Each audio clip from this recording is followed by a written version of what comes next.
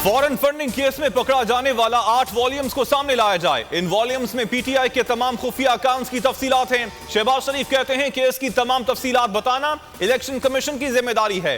3 नस्लों का हिसाब मांगने वाला अपने डाके की तफसीलात छुपाना चाहता है।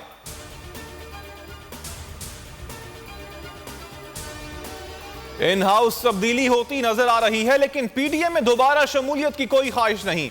आसिफ जरदारी पुरअज़्म, कहा यह नामाकूल है, इनसे हुकूमत नहीं चलाई जाएगी।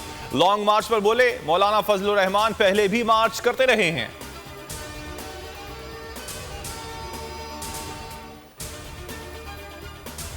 इस्लामाबाद हाई कोर्ट ने मुनाल को आज ही सील करने का हुक्म दे दिया। नेवी गोल्फ कोर्स को भी आज ही सीडीए के सुपुर्द करने की हिदायत। Chief justice Islamabad high court ने रिमार्क्स दिए, मागला हिल्स नेशनल पार्क एरिया में घास तक काटने की इजाजत नहीं। पार्क की हिफाजत को यकीनी बनाना है।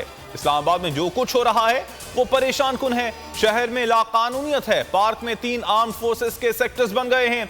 आर्म फोर्सेस को मुतनाज़े होना अवामी मफाद में नहीं।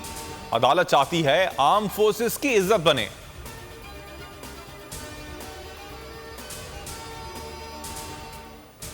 मुल्क में ओमिक्रॉन के शिकंजे। कराची में शरह 18.1% हो गई। 805 केसेस रिपोर्ट।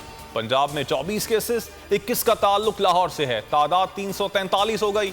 वबा के 1467 नए केसेस। शरह 3.33% रही। वबा से मजीद 2 अमवात रिपोर्ट। चेयरमैन पीसीबी 4 मुल्की T20 टूर्नामेंट के लिए मुतहर्रिक। भारत, इंग्लैंड, ऑस्ट्रेलिया के दरमियान टूर्नामेंट करवाने का ख्वाहिशमंद। मेजबान के लिए कोशिशें तेज कर दी गई। रमीज राजा आईसीसी में मुलाकातें करेंगे। भारतीय बोर्ड को जल्द दावत देंगे।